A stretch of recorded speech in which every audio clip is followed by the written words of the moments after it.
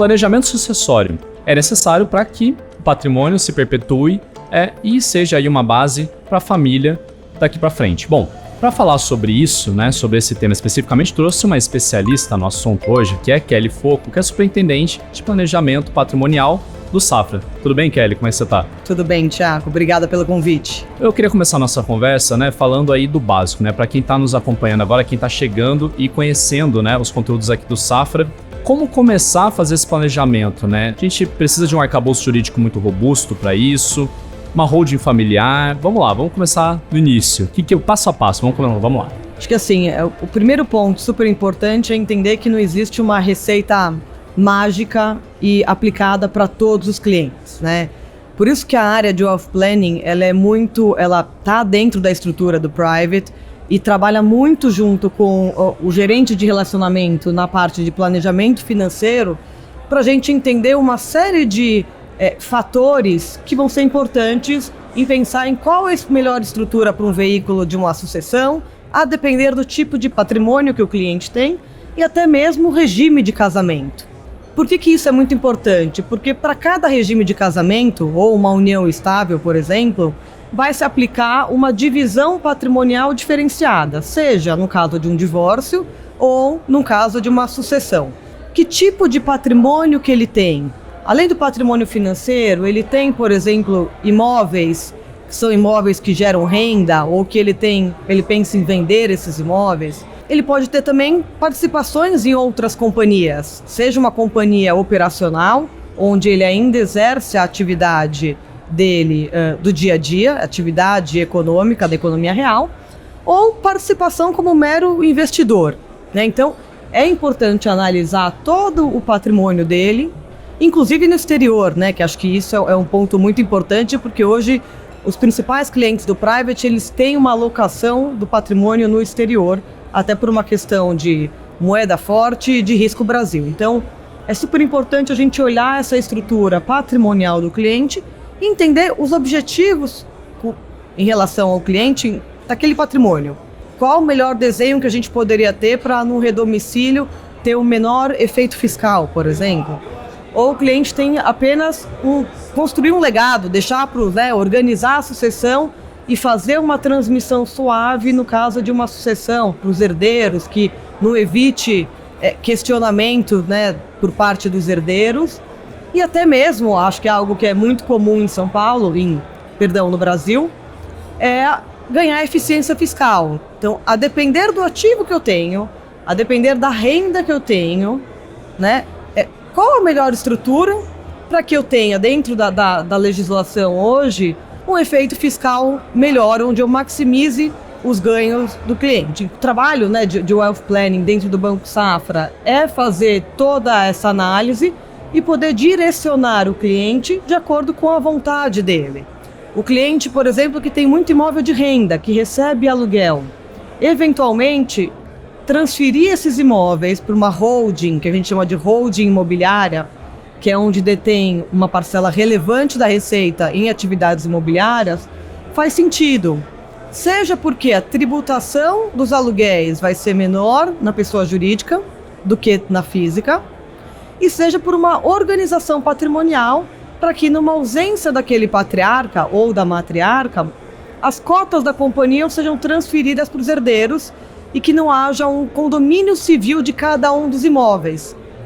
Então, você facilita aqui a transmissão, né, de propriedade desses imóveis indiretamente através de uma holding, e você consegue, através de um contrato social ou de um acordo de acionista, estabelecer regras de administração daquele conjunto de bens dentro de uma sociedade. Então, você tem essa organização com um benefício fiscal que une dois mundos, né, que a gente quer.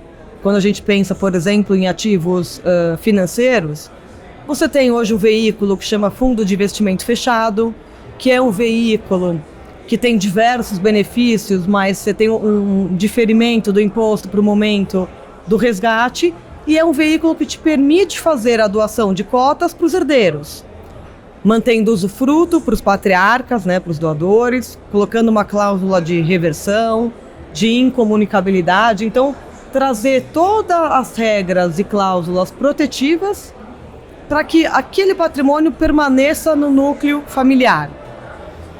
E é importante, quando a gente fala de fundo fechado, que nós estamos passando por um cenário hoje de mudança de tributação e equiparar o fundo fechado ao fundo aberto e, portanto, ter um come-cotas semestral.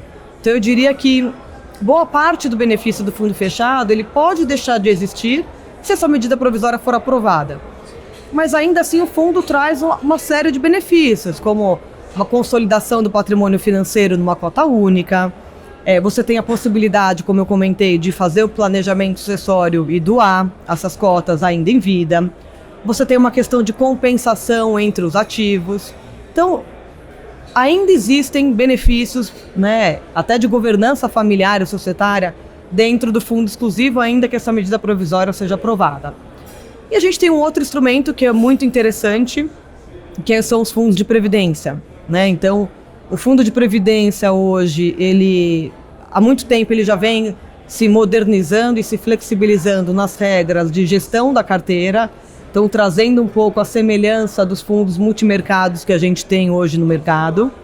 Então, em termos de rentabilidade do que era no passado, é um fundo que melhorou muito, né? E ele traz benefícios sucessórios e tributários, como, por exemplo, não ter o come-cotas. Então, caso a medida provisória de fundo fechado seja aprovado, eu diria que o fundo de previdência acaba sendo o único veículo que você tem o diferimento do imposto. Ele tem numa tabela, se o participante optar pela tabela regressiva, você chega numa alíquota de 10% depois de 10 anos, que eu diria que é a menor alíquota do mercado financeiro hoje, excluindo, obviamente, os ativos isentos. E você tem uma facilidade de poder nomear os beneficiários na Previdência de tal forma que, no momento de uma ausência do participante, de uma forma muito rápida, eficaz e ágil, a seguradora paga os beneficiários que foram estabelecidos no plano sem entrar em inventário. E isso é de fato um seguro, uma tranquilidade para aquele patriarca ou matriarca, de que numa ausência dele, parte daqueles recursos já vão estar disponíveis para os herdeiros de forma rápida, para que eles arquem, seja com os próprios custos, de inventário, de partilha ou de advogados, mas também com o próprio ITCMD, que é um imposto que incide quando um cliente falece ou quando o cliente faz a doação. Quando a gente pensa no ITCMD, que é o imposto estadual, eu tenho que observar, de fato, cada estado como é que funciona a sua legislação. E, por exemplo, no caso de São Paulo, não tem o ITCMD sobre os bens que são deixados na Previdência. Então, além da gente ter o benefício dos 10%, de não ter o come-cotas, os recursos da Previdência não entrarem em inventário, quando os participantes recebem esses recursos que estão deixados na Previdência, também não incide o ITCMD em São Paulo, né? Então é importante aqui observar sempre a regra específica de cada estado que o participante reside. Uma outra mudança que está muito em voga agora é a mudança da tributação dos ativos no exterior, né? Das aplicações financeiras offshore. Hoje, a regra atual permite que eu faça o diferimento das minhas aplicações financeiras no exterior, através de uma companhia, para somente tributar quando eu, de fato, disponibilizar aquele recurso para o acionista da companhia. Seja para trazer de volta para o Brasil, ou seja para usar no exterior. E esse projeto de lei, em sendo aprovado, ele vai mudar a tributação para que, anualmente, você tenha que verificar a tua receita financeira que você teve um ganho de receita financeira de janeiro até dezembro, e sobre esse ganho aplicar uma alíquota, trazendo inclusive um benefício para quem já tem um estoque de lucro acumulado no exterior há muito tempo, de podê-lo fazer a atualização. Essa tributação do offshore ela é opcional, né, porque o governo permitiu que o cliente faça o diferimento sobre os lucros acumulados até então, mas ele te deu a opção. É um trabalho muito customizado, analisado caso a caso para determinado caso de cliente. Tá certo. Aí, até só reforçando esse lado, né, da tributação de investimentos no exterior, né? A gente continua recomendando que se diversifique para fora, certo? Isso nunca vai sair de moda, né, para formar patrimônio. Não, quando a gente pensa num asset allocation do cliente, é importante você ter ativos de liquidez, que é para o teu uso dia a dia, né? E aí nós estamos falando de poder se beneficiar dos ativos isentos, né, como o CRI, o CRA, LCI, LCA, rendimento de fundo imobiliário, ou até das debêntures de infraestrutura. Você tem a parte de alocações talvez um pouco mais agressiva, um pouco, né, uma parcela em renda variável, uma parcela em multimercado, que isso pode ser feito tanto no fundo exclusivo quanto, a depender do apetite de risco do cliente, fazendo um veículo próprio para fundo de ações, são os veículos de fundo de ações. A previdência, pensando aqui em longuíssimo prazo, né, porque para eu poder chegar numa menor alíquota de 10%, eu tenho que ter uma aplicação de 10 anos, então de fato pensar aquilo como o último recurso disponível para usar. E a parcela no offshore, acho que é super importante você ter um pedaço no exterior. Certo, beleza, bom.